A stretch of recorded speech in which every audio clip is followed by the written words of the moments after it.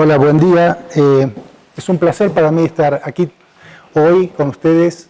Quiero agradecer a Sergio y a Lucía por haberme invitado. Es un honor. Es la primera vez que estoy en el DF. Y bueno, cuando Sergio me preguntó sobre el título de la charla, yo no sabía qué decirle y le pregunté, bueno, ¿cuál es la audiencia? Y me dijo, mira, van a ser en su mayoría alumnos de la licenciatura en física biomédica. Y entonces yo me quedé pensando, ¿qué les presento? ¿Qué les presento? Y se me ocurrió que sería bueno contarles a ustedes mi experiencia en la transición desde la física a las neurociencias.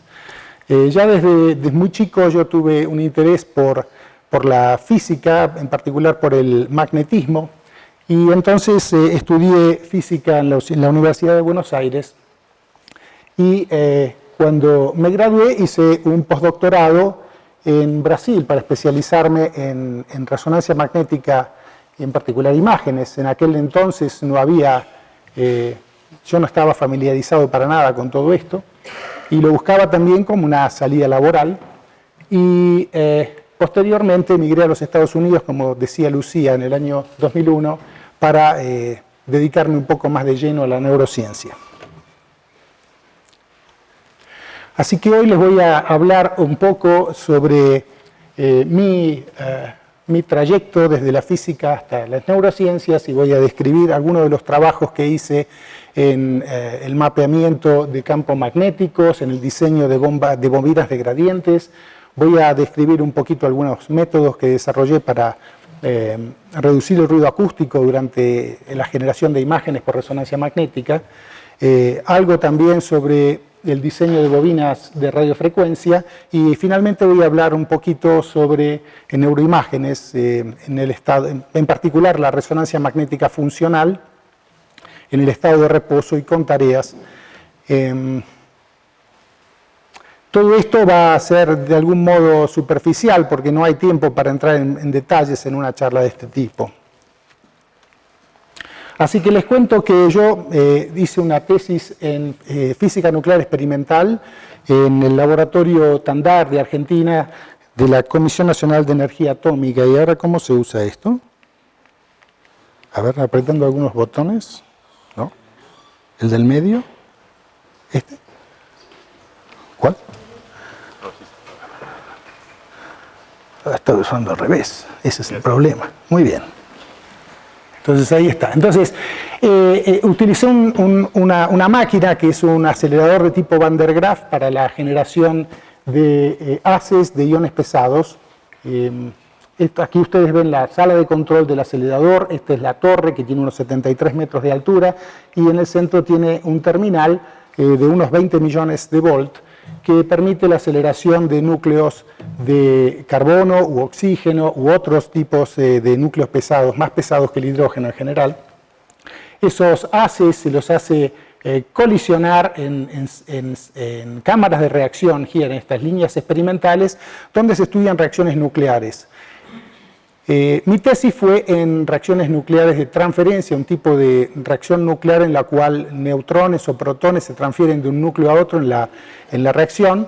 Y fue interesante, pero de algún modo no me satisfizo completamente porque, bueno, la veía como una investigación incremental, lo veía como una cosa más bien puramente académica, y también estaba buscando una salida laboral y no encontraba, y entonces me ofrecieron la física médica. Me dijeron, si te especializás en física médica probablemente vas a tener trabajo. Así que fui a Brasil, ¿qué pasó aquí? Fui a Brasil a buscar un trabajo y un postdoctorado. Y entrevisté al doctor Horacio Panepucci, que era un argentino que vivía en San Carlos, que había emigrado a Brasil durante la Noche de los Bastones Largos en Argentina, que fue un proceso de represión al sistema educativo, al sistema de investigación en Argentina. Horacio era un investigador que tenía mucho conocimiento en resonancia paramagnética electrónica y resonancia magnética nuclear, y había desarrollado en San Carlos un grupo de personas que estaba tratando de desarrollar las técnicas de imágenes por resonancia magnética nuclear, y ellos habían desarrollado un equipo completamente casero basado en un electroimán que producía 500 Gauss. 500 Gauss es 0,05 Tesla, es muy bajo para lo que se utiliza normalmente en la generación de imágenes por resonancia magnética. Probablemente ustedes sepan de que lo que se utiliza más comúnmente es un escáner de 3 Teslas. Estamos hablando de una gran diferencia de campo magnético, y este equipo funcionaba con toda electrónica casera también, secuencias de pulso casera, era todo hecho made in home. Y se lo usaba para hacer investigación y también para hacer diagnóstico por imágenes, porque en la ciudad de San Carlos en aquel momento, estamos hablando del año 96, no había un resonador. San Carlos era es una localidad pequeña en el interior del estado de San Pablo, y ahí no había otra máquina que esta. Entonces en la universidad se hacían los diagnósticos por imágenes. Y ahí aprendí mis primeras armas en resonancia magnética nuclear. Yo no conocía muy bien el fenómeno, había visto de un modo superficial en la universidad cómo era que funcionaba esto de la resonancia magnética nuclear, y aprendí que un núcleo que tiene un movimiento angular de rotación alrededor de su eje, un momento de spin, por tener cargas eléctricas en su interior, tiene un momento magnético, y ese momento magnético, al ser inmerso en un campo magnético exterior, experimenta un torque, una fuerza que lo hace tener un movimiento de precesión alrededor del eje del campo magnético, al igual que un trompo lo hace alrededor de un campo gravitatorio. Y este movimiento de precesión tiene una frecuencia que es proporcional al campo magnético y también a la magnitud de este momento magnético. Eso es conocido como la ley de Larmor. Y este fenómeno de la resonancia magnética nuclear ocurre, o lo podemos visualizar cuando el campo magnético es muy, muy, muy uniforme. Y estamos hablando de uniformidades de alrededor de una parte por millón, o menos. Otro de los ingredientes esenciales para la resonancia magnética nuclear es la utilización de pulsos de radiofrecuencia para producir la excitación de esos núcleos que están en su estado fundamental, que es alineado cuando ustedes tienen un núcleo atómico, como el caso del hidrógeno, que tiene un momento angular de spin un medio. Existen dos posibles estados. Un estado en el cual esta precesión ocurre alineada con el campo magnético y otra alineada en contra. Estos dos estados tienen dos tipos de energía diferentes. Uno es menor, el fundamental, que el estado excitado. Y la diferencia entre estas energías se corresponde con la frecuencia de precesión del movimiento del Larmor alrededor del campo magnético. Entonces, si uno irradia radiofrecuencias con esta frecuencia, la frecuencia del movimiento del Larmor, uno puede producir la transición desde el estado fundamental hasta el estado excitado y luego observar el decaimiento de esta señal, y eso nos informa sobre algunas características de las moléculas en las cuales estos núcleos están insertos. Ahora bien, si uno lo que quiere es generar imágenes por resonancia magnética nuclear, uno necesita otro campo. Además de tener el campo magnético uniforme, del campo magnético de radiofrecuencias, uno necesita un campo magnético lineal que nos informe sobre la posición.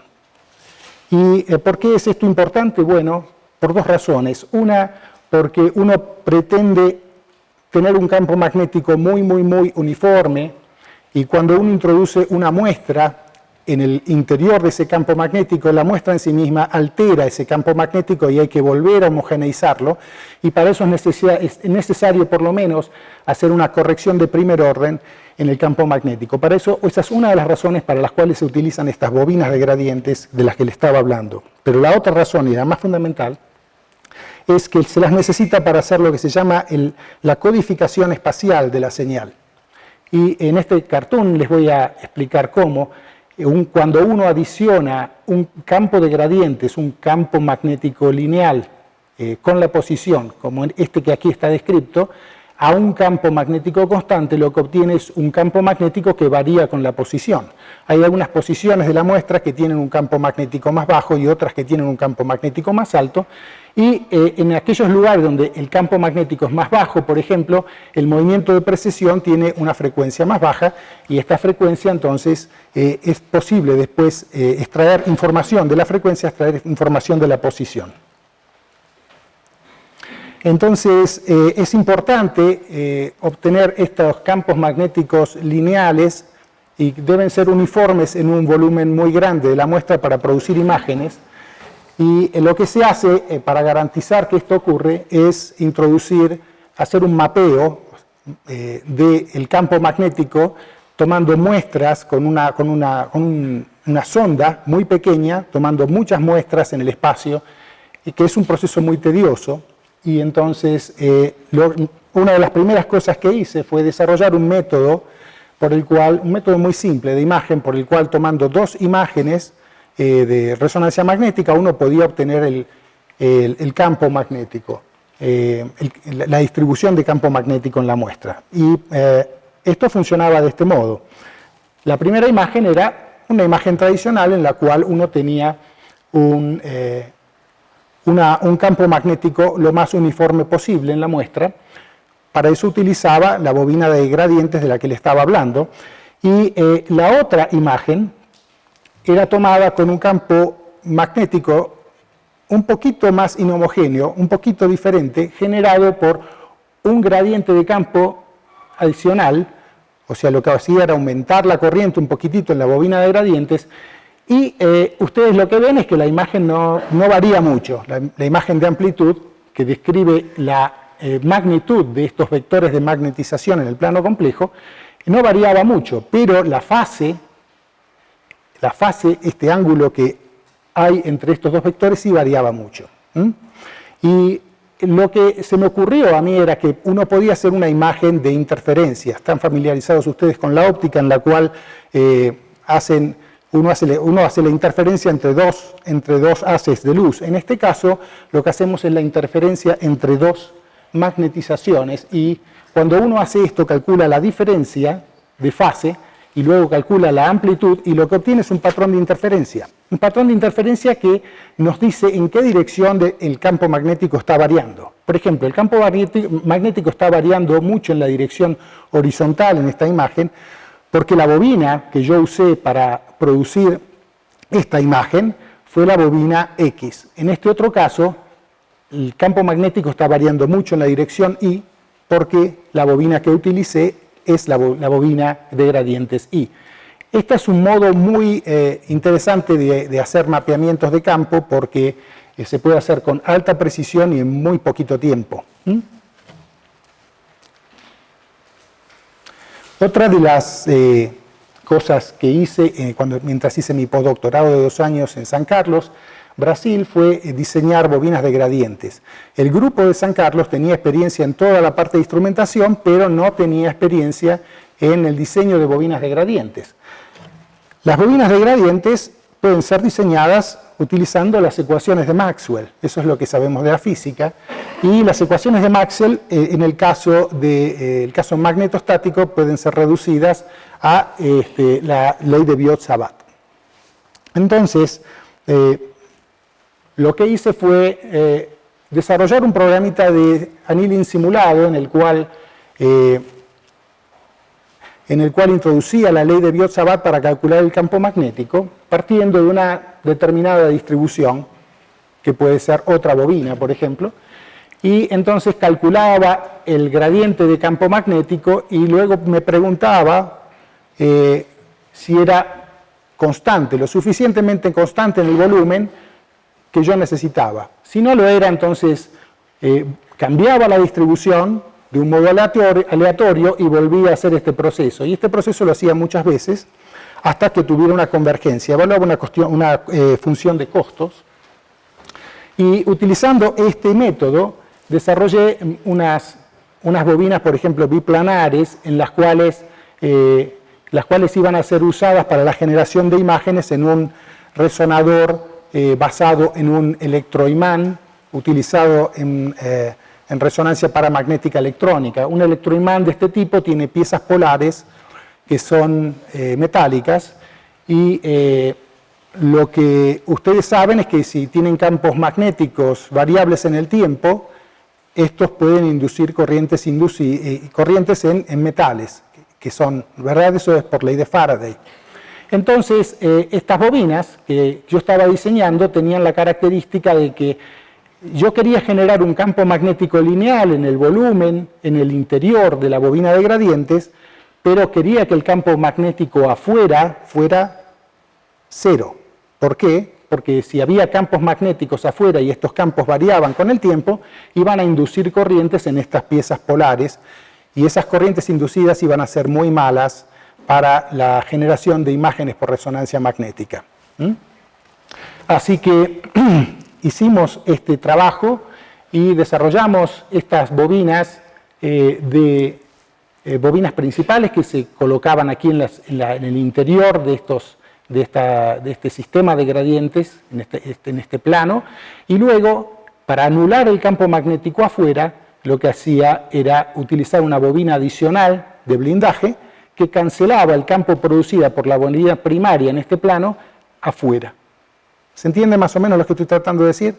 O sea, usaba una bobina para generar el campo lineal que yo quería adentro del volumen, para poder hacer la codificación espacial de la señal en imágenes por resonancia magnética, y luego utilizaba una bobina de blindaje para cancelar el campo afuera. Y utilizando el método que previamente les expliqué para la medición de campo magnético, evalué la linearidad de ese campo, pude medir la linealidad del campo. Ustedes ven aquí cómo el campo varía con la posición dentro de la bobina de gradiente, y cómo afuera el campo magnético es mucho menor debido al efecto de esta bobina de blindaje. En el año 98 volví a Argentina y volví con una posición de profesor asistente, y me encontré con la situación que uno se encuentra siempre, que es que no tiene un resonador, que tiene que dar muchas clases, que los salarios son bajos y todos esos problemas que me limitaron en cuanto a lo que podía hacer, pero lo que no podían limitarme era hacer el análisis numérico que estaba haciendo para el diseño de bobinas de gradiente, así que seguí por ese lado. Me dediqué a diseñar bobinas de gradientes cilíndricos cortas. En aquel momento los escáneres de resonancia magnética estaban siendo reducidos en su longitud por diferentes factores. Uno de ellos era por espacio, otro era para disminuir el efecto de claustrofobia que tienen los pacientes adentro del escáner, y también para realizar imágenes intensas y rápidas es necesario tener estas bobinas cortas. Entonces, lo que hice fue utilizar el mismo método, el método de annealing simulado que había desarrollado para las bobinas planas, y lo utilicé en esta geometría cilíndrica, y desarrollé este conjunto de bobinas blindadas, primaria y de blindaje, para producir un campo magnético uniforme en el volumen de imagen. Estamos hablando de una bobina de un poco más de un diámetro de longitud total, que es muchísimo más corta que esta que se utilizaba en los resonadores convencionales de la época.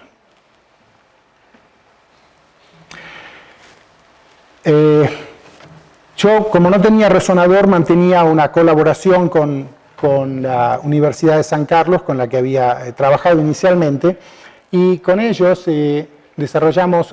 seguimos desarrollando bobinas. En este caso se trata de una bobina asimétrica para la producción de gradientes de cabeza, o sea, es una bobina especializada de alta performance para hacer resonancia magnética, en particular resonancia ecoplanar, imágenes ecoplanares que requieren grandes gradientes de campo y un llaveamiento muy rápido de ellos. Y este es otro caso en el cual desarrollamos una bobina de gradiente para un sistema de animales, un sistema de resonancia magnética, de imágenes por resonancia magnética para pequeños animales de 2 Tesla. Aquí ven ustedes el fantoma que usamos una botella de no sé qué, si fue Coca-Cola o qué. ven el campo magnético producido en el interior de la bobina de gradiente sin el blindaje. Afuera de la bobina de gradiente hay un campo magnético muy intenso. Cuando uno enciende el blindaje, el campo magnético afuera de la bobina es cancelado automáticamente, la linearidad del campo es muy buena y el volumen de homogeneidad fue realmente muy grande. Así que esta fue otra bobina interesante que desarrollamos en la época. En el año 2000 aproximadamente yo viajé a Denver, en Estados Unidos, para una conferencia de la Sociedad Internacional de Resonancia Magnética en Medicina, y allí conocí, entre otros, a Alfredo Rodríguez, y conocí también a Afonso Silva. Alfonso me dijo: Dardo, vos tenés que venirte a Estados Unidos para poder trabajar. Acá hay mucha necesidad de gente como vos para desarrollar bobinas y desarrollar instrumentación para resonancia magnética.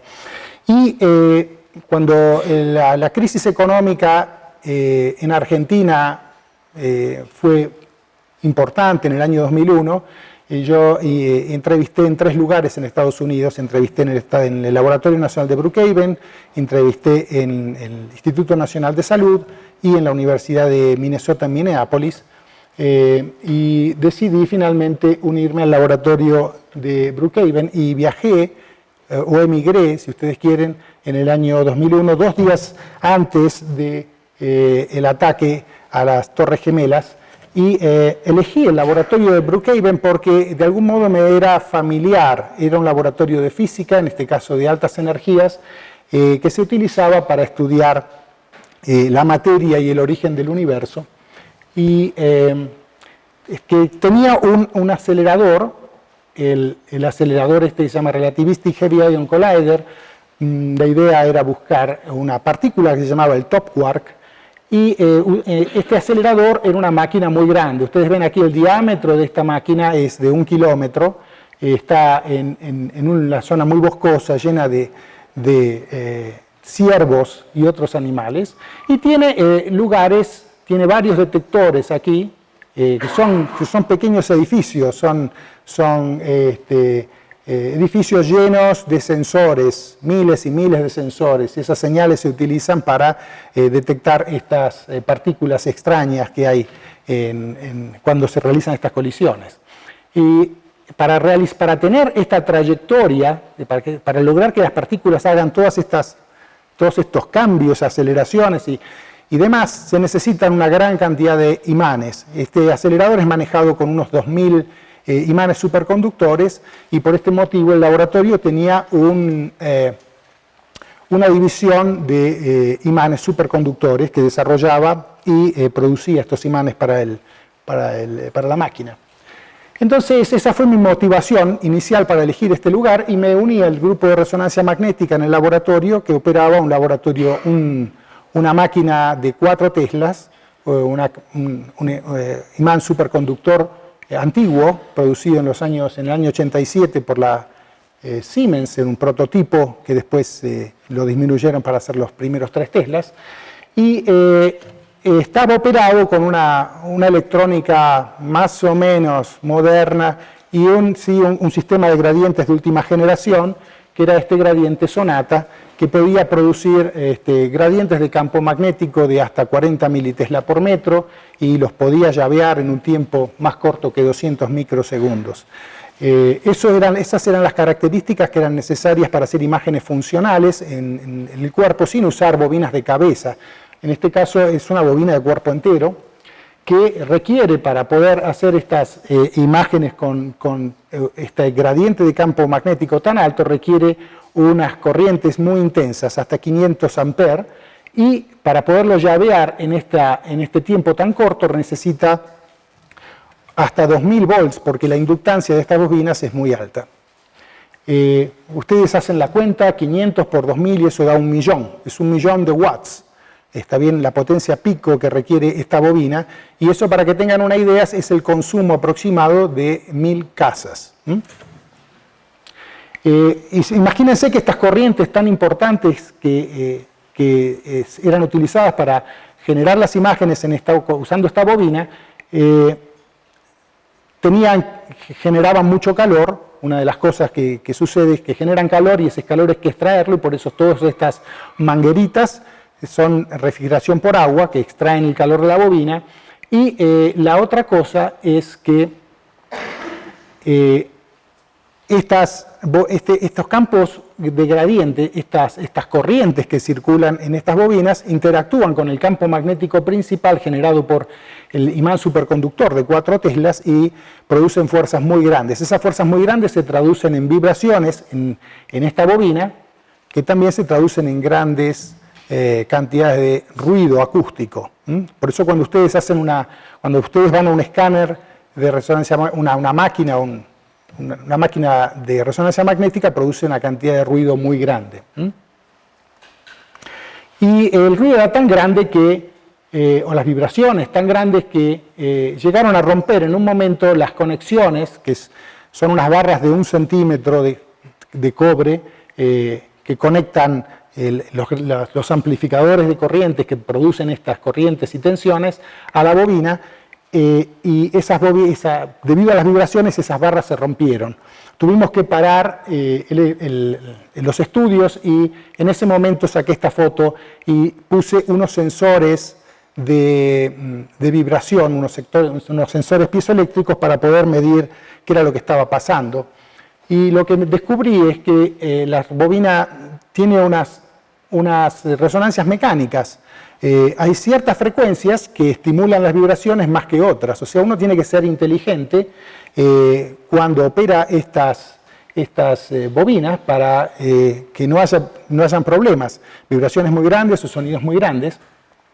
Y cuando nosotros hacíamos la perfusión o las imágenes ecoplanares, utilizamos un gradiente, manejamos estas bobinas con corrientes grandes que tienen esta forma temporal, o sea, son gradientes alternados, son corrientes alternadas de forma trapezoidal que tienen una cierta frecuencia. Entonces, para algunas frecuencias las vibraciones son muy grandes, para otras son pequeñas, y nosotros, desgraciadamente, cuando estábamos utilizando inicialmente la bobina sin mayor conocimiento de este espectro de resonancia de vibraciones de la bobina, no sabíamos si estábamos justamente usando la bobina en el modo de máxima vibración, y por eso la bobina se rompió. Entonces yo cuando vi esto me di cuenta y cambiamos todas las adquisiciones, las comenzamos a hacer en lo posible cerca de los valles de este espectro, y a partir de ahí no tuvimos más problemas. Y esto hoy en día es utilizado en todos los resonadores, tanto la Philips como la Siemens, la GE incorporaron este método en sus propias plataformas. En el año 2004 lo invité a Bernd Foster, que era un alumno de Horacio Panepucci en Brasil, para que nos diera una mano con la programación de secuencia de pulsos. Él justo había terminado su tesis en Brasil y era un experto en la programación de pulsos, y entonces él vino por un breve tiempo, 1 año más o menos, y estuvo con nosotros.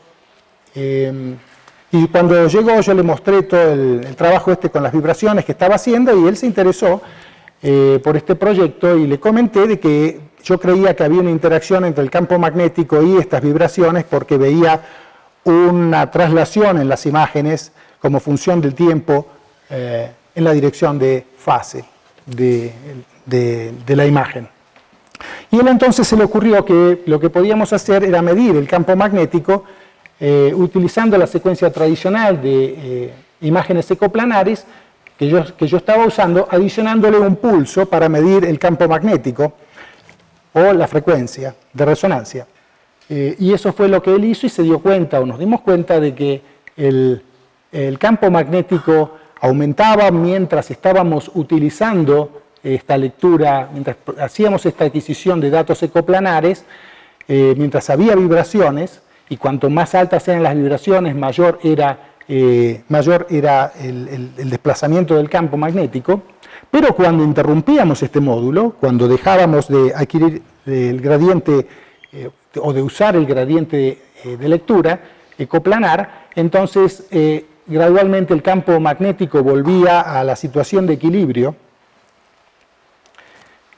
Y lo que hicimos fue proponer también un método para corregir en tiempo real este fenómeno, y entendimos lo que estaba pasando en términos de una transferencia de calor de la bobina de gradientes a un sistema que tiene las bobinas de gradientes, que se llama un sistema pasivo de corrección del campo magnético. Esto que ustedes ven aquí son chapitas de ferromagnéticas, que se llama un sistema de shimming, un sistema de corrección de campo magnético, que tienen todas las bobinas de gradientes, tienen unas cajitas aquí, en las cuales se insertan estas correcciones para homogeneizar el campo magnético lo más que se puede antes de hacer imágenes.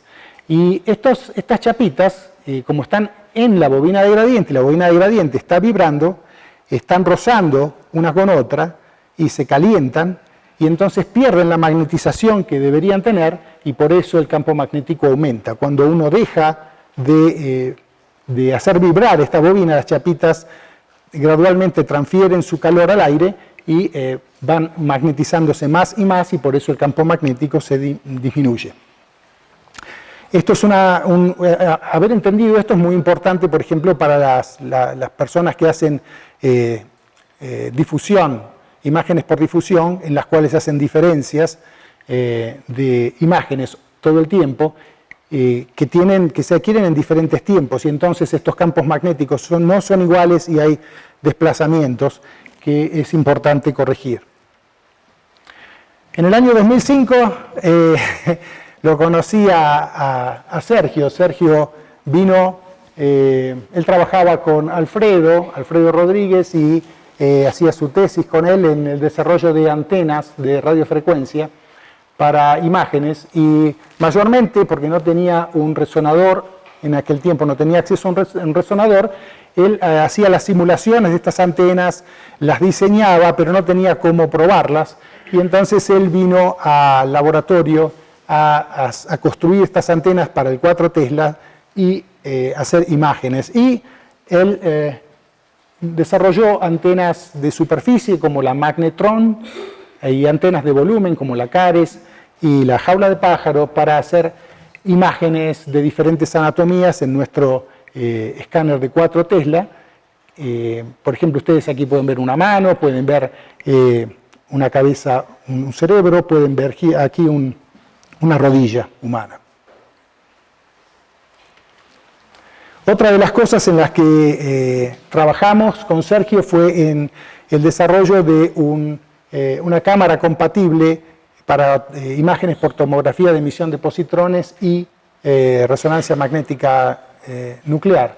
Esta camarita, que se llama RadCap, había sido desarrollada en el laboratorio de Brookhaven, y era una cámara que se utilizaba para estudiar pequeños animales sin anestesia. La anestesia es un factor confundente en los estudios en animales, y entonces eso era lo que esta cámara trataba de evitar. Es una cámara que la usa la rata de este modo, va fijada a la cabeza de la rata con un tornillo, y tiene toda la electrónica contenida en este ring, que es muy chiquitito y que tiene unos 12 módulos.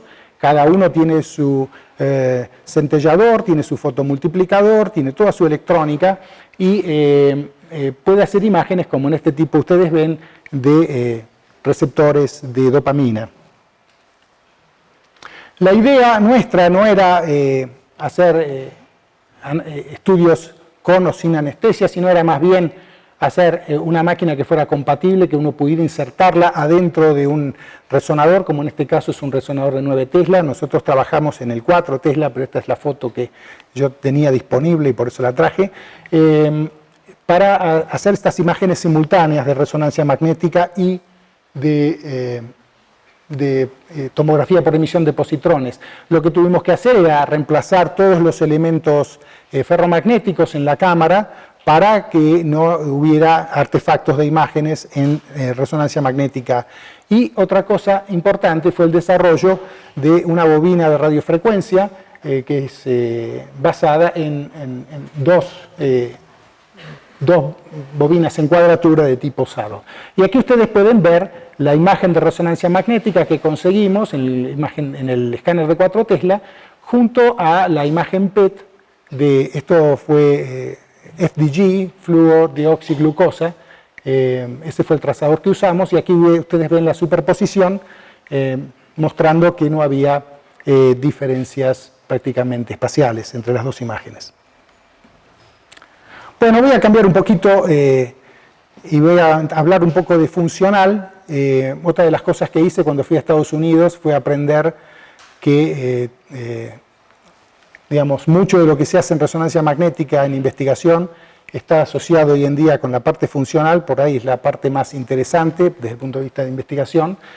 En el estudio de imágenes funcionales por resonancia magnética, lo que hacemos es introducir a la persona en el escáner y entonces le hacemos ver a la persona a través de una proyección, por ejemplo, y un reflejo en un espejo, una pantalla que nosotros controlamos desde afuera del escáner y en la cual le proyectamos algún videojuego o alguna película o le damos a hacer alguna actividad y la persona responde a esa actividad apretando botones. O sea que lo que tenemos es una consola que controla el escáner, controla la adquisición de datos y por otro lado tenemos una consola que controla la estimulación del paciente. Y hacemos imágenes muy rápidas, hacemos una imagen con una precisión de unos 2 milímetros espaciales y una precisión temporal de más o menos 1 segundo, y tomamos estas imágenes todos los segundos durante varios minutos, por ejemplo 15 minutos. Tenemos una serie de 1200 imágenes que conforman una película, que no es un plano, sino que es un volumen, y nosotros podemos ver entonces la señal en cada elemento del cerebro como función del tiempo. En el año 1991, Seiji Ogawa descubrió el fenómeno por el cual nosotros podemos hacer estas imágenes, que él lo llamó la señal dependiente del nivel de oxígeno en sangre, o señal Bolt. Es una señal por la cual, cuando nosotros estimulamos al cerebro, lo que ocurre es que algunas neuronas del cerebro se activan y entonces requieren, para producir el potencial de acción, requieren mayor oxígeno, mayor nivel de oxígeno, requieren mayor nivel de glucosa, y esa demanda es satisfecha por la respuesta hemodinámica, la respuesta de la sangre. Hay un aumento de sangre en el cerebro que se manifiesta a través de un aumento del flujo sanguíneo, pero también del volumen y también de la oxigenación. La sangre hay dos tipos de sangre, una sangre que es oxigenada y una que es deoxigenada. La sangre oxigenada es diamagnética, o sea, produce un campo magnético muy bajito, y la sangre deoxigenada es paramagnética. La sangre paramagnética destruye la homogeneidad de campo y entonces reduce la señal Bolt. Entonces lo que sucede es que cuando uno estimula estas regiones del cerebro, se activan, y ustedes ven aquí en el mapa de color las regiones donde esta señal ha aumentado, y el aumento, ojo, es muy chiquitito, es un aumento que está a veces enterrado en el ruido fisiológico, y entonces uno tiene que tener mucho cuidado para tratar estas señales, necesita hacer a veces estadística. Así que para los que tengan interés en hacer este tipo de investigación, bueno, recuerden que la estadística es muy necesaria. Hay muchos modelos para interpretar estas señales. Aquí no voy a entrar en todos ellos, está lleno de ecuaciones diferenciales que le pueden gustar a Lucy. Y una de las cosas que yo aprendí en Estados Unidos era que para sobrevivir en el sistema de investigación estadounidense tenía que tener grants. Eso fue algo choqueante para mí porque yo venía de Argentina o de Brasil, en donde la investigación estaba soportada por la institución, por lo menos el salario del investigador estaba soportado por la institución, pero en Estados Unidos muchos investigadores que no consiguen financiamiento, bueno, tienen que dejar el trabajo que están haciendo. Así que yo pensé, bueno, ¿cómo puedo conseguirme un grant para todo esto, ¿no? Y entonces me acordé de que la bobina de resonancia produce más ruido a veces que en otras, en algunas condiciones produce más ruido que en otras. Y yo me pensaba, bueno, cuando yo estoy en algún ambiente ruidoso me cuesta más concentrarme, no puedo realmente trabajar del mismo modo, lo veo como una dificultad al ruido. Y entonces propuse estudiar este fenómeno, cuánto el ruido intrínseco del resonador afecta a lo que uno está viendo, de algún modo el principio de incertidumbre de Heisenberg, ¿no? En este caso llevado a imágenes. Y lo que hice fue estudiar muchos humanos en los cuales los exponía a una tarea cognitiva, que era una tarea de memoria de trabajo, y veía que en algunas condiciones, cuando la tarea era muy demandante, el tener una condición ruidosa, en rojo aquí ustedes ven, estaba asociado con una precisión en la tarea que estaban haciendo que era mucho menor. Ahora, cuando esto lo veía dentro del escáner y estudiaba estos patrones de activación, las zonas del cerebro que eran requeridas para realizar esta tarea de memoria de trabajo, veía que en estas regiones, cuando tenían que trabajar en una condición ruidosa, necesitaban una respuesta hemodinámica mucho más grande que cuando tenían que hacer esta misma tarea en una situación de bajo ruido. Actualmente estoy interesado en el estudio de la conectividad funcional basada en resonancia magnética. Lo que hacemos en este caso es más de lo mismo, hacemos resonancia funcional, o sea, tomamos estas fotos del cerebro tridimensionales muy rápido y con eso hacemos una película y con la película estudiamos qué regiones del cerebro están interactuando con qué otras regiones del cerebro basado en análisis de correlación temporal. Y esto nos sirve para estudiar cómo se organiza el cerebro en función de redes neuronales y también para ver cómo estas redes neuronales cambian como función de la edad y también como función del uso de drogas, por ejemplo. Yo trabajo en el Instituto Nacional de Alcoholismo y tenemos mucha investigación en drogadicción. Hoy en día estamos muy preocupados en Estados Unidos con este problema de la adicción a opioides que está causando un número de muertes muy grande. En los últimos 20 años ha aumentado dramáticamente el número de muertes en Estados Unidos por adicción a opioides. La mayoría de estas muertes son personas jóvenes, menores que 50 años. Aproximadamente 100 personas por día, para que tengan una idea grosa, mueren por día en Estados Unidos. Y la mayoría, o un 50% de ellas, mueren debido al mal uso de estas drogas que llaman painkillers, que son las drogas utilizadas para tratar el dolor. Y esas personas reciben, desgraciadamente, estas drogas de sus parientes o amigos. Cuando uno no usa esas drogas, se las da a alguien y esas terminan siendo causantes de muertes. ¿Cuántas muertes? Bueno, ustedes ven aquí en este gráfico, por ejemplo, 5 personas de cada 100.000 mueren en Estados Unidos para el año 2017. Y esto viene aumentando gradualmente desde hace 20 años, el efecto de los painkillers. Otros opioides que generan muertes, ha aumentado dramáticamente por el uso de heroína a partir del año 2010 más o menos. Y más recientemente las drogas sintéticas como el fentanil están haciendo estragos. Esta figura les muestra el mapa de distribución de muertes en Estados Unidos por adicción a opioides. Más o menos son 20, las zonas rojas son 20 muertos por cada 100.000 habitantes en todos estos estados o regiones de Estados Unidos.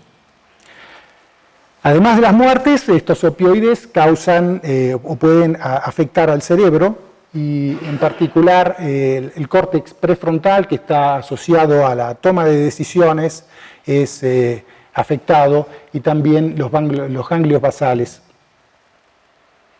Y nosotros creemos que a través de estas investigaciones que hacemos con un grupo muy grande, interdisciplinario, de médicos, de químicos, físicos, ingenieros, psicólogos, creemos que con este tipo de investigación nosotros podemos ayudar a entender los mecanismos de acción de las drogas y eventualmente esto pueda ayudar en el desarrollo de terapias para tratar la drogadicción.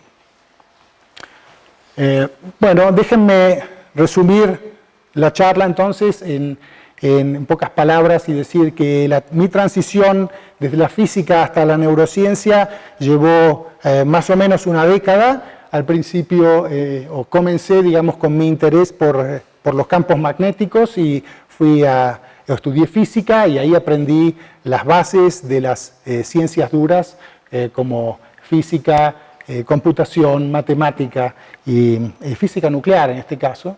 Y debido a mi interés por aprender aplicaciones en física médica, digamos, me interesé por la resonancia magnética nuclear, las imágenes por resonancia magnética nuclear que requirieron algunos conocimientos de electromagnetismo, computación y matemática, me llevaron a desarrollar algunas ideas de ingeniería en el desarrollo de bobinas de gradientes y también de mapeamiento de campo. Y por otro lado, también me llevó a aprender sobre técnicas de tomografía por emisión de positrones, que en conjunto con MRI, en conjunto con resonancia magnética, me permitieron aprender sobre el funcionamiento del cerebro y también sobre la anatomía del cerebro. Y esto, sumado a los conocimientos de computación, me llevó a interesarme por la computación del cerebro, los procesos de comunicación en el cerebro que llevan a estas redes neuronales. Y todos estos trabajos convergieron en la aplicación en técnicas o en problemas de psiquiatría y neurología. Yo trabajo entonces, como les dije, con un grupo muy interdisciplinario con el cual puedo hacer estas cosas. De otro modo no podría hacerlas porque no tengo el conocimiento básico para ellas, para, digamos, estudiar problemas de adicción o esquizofrenia u otros problemas psiquiátricos o neurológicos. Finalmente, yo tuve la suerte de interactuar con mucha gente muy capaz a lo largo de mi vida, de la cual aprendí muchísimo, y quiero señalar a algunas personas. En esto quiero señalar a Jorge Fernández Nielo, que fue mi director de tesis durante la etapa en la que estudié reacciones nucleares, a Daniel Di Gregorio, en un proyecto que fue el líder de un proyecto por el cual estudiábamos la materia oscura, un proyecto de astrofísica del cual no les hablé. Quiero también destacar a Salvador Gil, con el cual compartí muchas horas de laboratorio en la Universidad de San Martín, donde no tenía la infraestructura para hacer la investigación que yo quería hacer. Quiero destacar a Horacio Panepucci, que fue la persona de la cual aprendí todos los conceptos de resonancia magnética nuclear, y a Linda Chang y a Thomas Ernst, que me introdujeron en las neurociencias. Y finalmente, muy intensamente quiero resaltar a Nora Volkov, que es una mexicana famosa, que es la directora del Instituto Nacional de Drogadicción en Estados Unidos y que es una fuente de inspiración para mí. Sin más, los quiero agradecer a todos ustedes por haber prestado sus oídos a esta charla. Si tienen preguntas, por favor, adelante.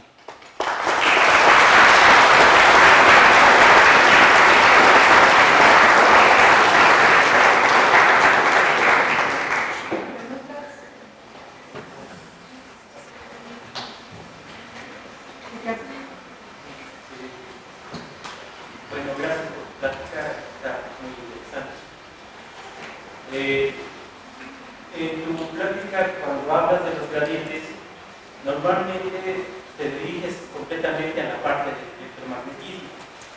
Y tangencialmente tocas la cuestión de la temperatura. Entonces, bueno, como manejas corrientes altas y materiales que son conductores, porque se calientan mucho. Y cuando dices que haces, digamos, cálculos o haces simulaciones para que estos gradientes de alguna otra forma funcionen, y el campo magnético que te genere o la radiofrecuencia que se genere sea de la que tú estás solicitando, ¿cómo la temperatura influye, o si dentro de tus ecuaciones, en la parte de la simulación y en la parte experimental, cómo la temperatura está influyendo en esos gradientes? Bueno, la temperatura es muy importante porque, primero, una de las funciones que uno conoce desde la física, por ejemplo, es que la resistencia depende de la temperatura, ¿no es cierto? A mayor temperatura normalmente uno tiene mayor resistencia y eso provoca algunos problemas en cuanto a, digamos, a la operación de la bobina. Pero lo más importante es estar seguro de que la bobina no se va a quemar. Extraer el calor de un modo de que la temperatura no destruya al sistema. Hay muchas formas de hacerlo, hay muchos métodos para, en algunos casos, por ejemplo, las bobinas pueden ser simplemente refrigeradas con aire, en otros casos no necesitan ningún tipo de refrigeración. Por ejemplo, esa bobina de gradiente asimétrico que yo les mostré para hacer imágenes por resonancia magnética, esa bobina no necesitaba, porque era muy eficiente, no necesitaba una gran corriente y entonces simplemente con el aire que pasaba cerca conseguía disipar el calor. Otras bobinas como esta que les hablaba, la bobina Sonata que utilizábamos en el Laboratorio Nacional de Brookhaven, en otros laboratorios, por ejemplo sucedió en Toronto que debido al uso, ellos estaban adquiriendo datos nocturnos durante todas las horas de la noche, por ejemplo, ponían un fantoma y adquirían imágenes durante toda la noche de difusión. Y después volvían a la mañana y cuando un día volvieron, descubrieron que estaba fundida la bobina. Se había fundido. Estas bobinas tienen un conductor y están en una matriz que mantiene a las espiras fijas en una cierta posición. Cuando esa matriz, que en este caso, o en muchos casos hoy en día es una matriz de epoxi, de resina, cuando la temperatura es muy alta, la resina se derrite y entonces, bueno, se hace un bollo, no sirve más. Eso es lo que uno trata de evitar con respecto al calor, extraer el calor lo más posible. Bueno, entonces, ¿cuáles son los factores que limitan para el número de imágenes que tienes cuando tú adquieres por cualquier método que tú quieras funcionar?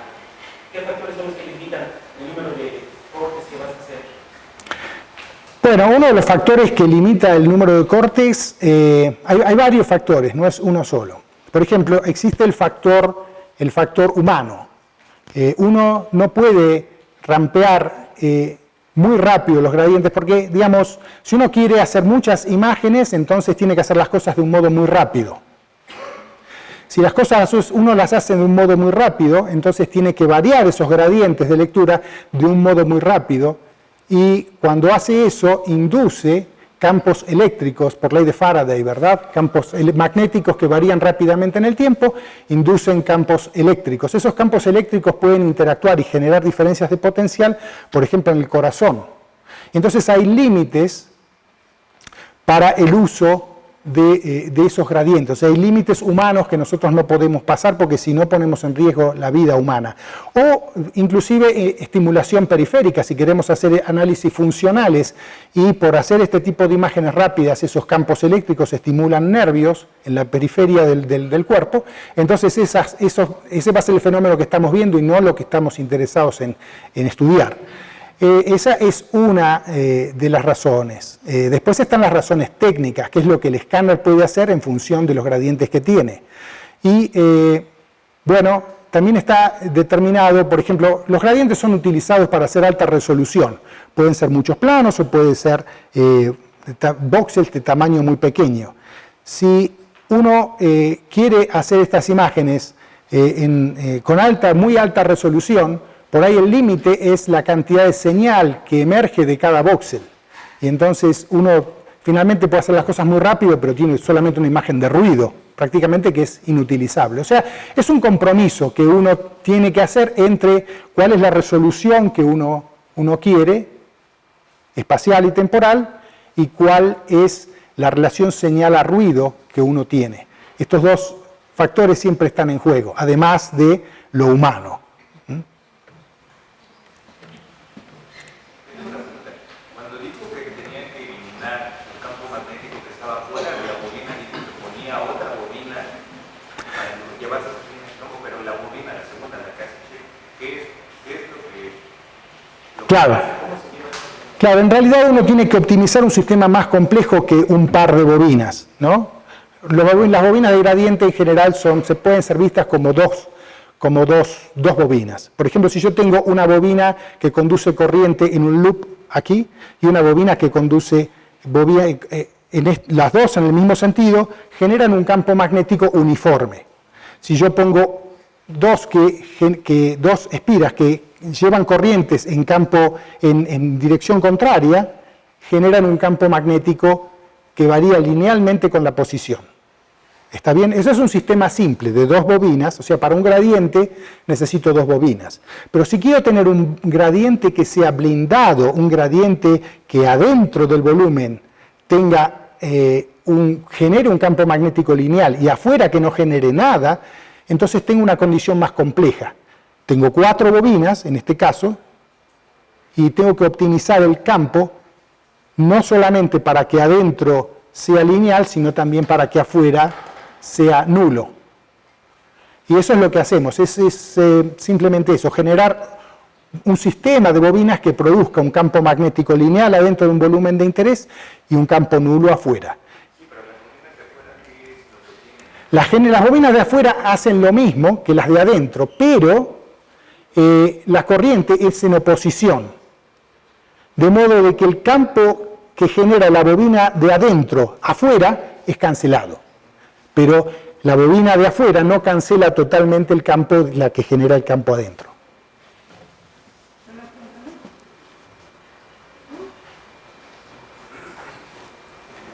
Cuando estabas poniendo tus imágenes de las líneas de campo, ¿estas son simulaciones o son métodos de visualización? Esas son, vos te referís a ver si, estas por ejemplo que están aquí. Esas son imágenes experimentales, no es una simulación, eso es una imagen experimental. Fue obtenida en función de la interferencia de dos imágenes reales, con una variación muy pequeña, una perturbación en la corriente que alimenta a la bobina de gradiente. Entonces, cuando uno hace la subtracción de esas dos imágenes y calcula el módulo, obtiene este patrón de interferencia, que es lo mismo que hace la óptica geométrica, la óptica física, quiero decir, ¿no es cierto? Cuando hace la interferencia de dos haces de luz que pasan por una ranura, por ejemplo, ¿no? Y uno ve un patrón de interferencias. Es lo mismo, es exactamente lo mismo. Yo nada más una pregunta, de todo este estudio, ya que estás estudiando la parte de drogadicción, ¿de qué sirve hacer esos estudios a nivel del cerebro? Sirve para, primero para entender cómo funciona el cerebro y luego para saber cómo las drogas afectan el funcionamiento del cerebro. ¿Qué regiones del cerebro son afectadas? Nos permite saber, nos permite diseñar terapias para tratar a la drogadicción. Por ejemplo, si sabemos que en el caso de, por ejemplo, drogadictos a la cocaína bloquea una cosa que se llaman los transportes de dopamina. O sea, las células dopaminérgicas, cuando se activan, liberan un montón de dopamina, ¿no? Y después esa dopamina tiene que ser reciclada dentro de la sinapsis nuevamente. Ahora, si uno tiene cocaína en el medio, la cocaína va y tapa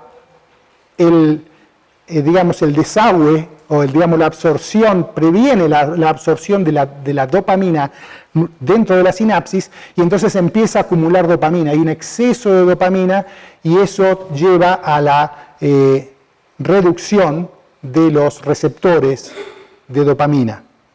Y cuando uno tiene después la recepción de la disminución de receptores de dopamina, nada resulta ser estimulante y uno para volver a sentir estímulos tiene que volver a drogarse y eso establece un círculo.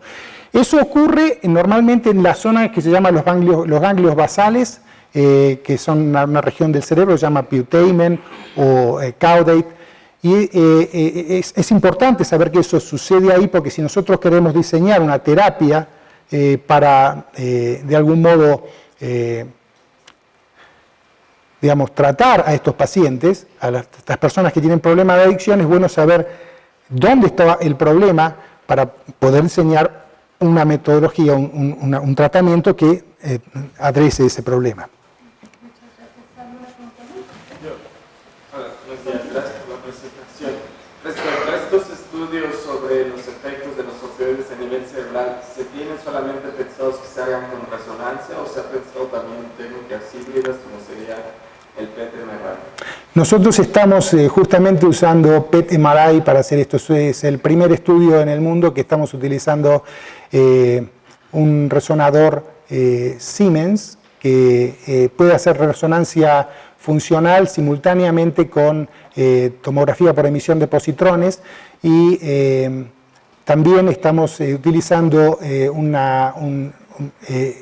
las dos técnicas en modo secuencial, no simultáneo, pero sí las dos técnicas secuenciales para estudiar a pacientes de dopamina, adictos al opioide al mismo tiempo que controles.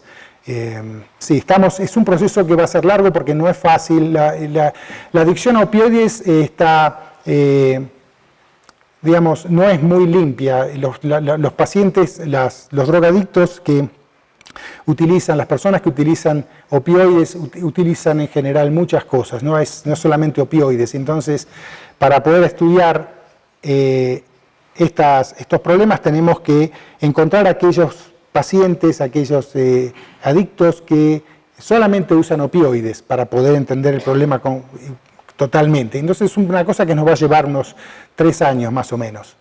O sea, estamos recién empezando. Muchísimas gracias.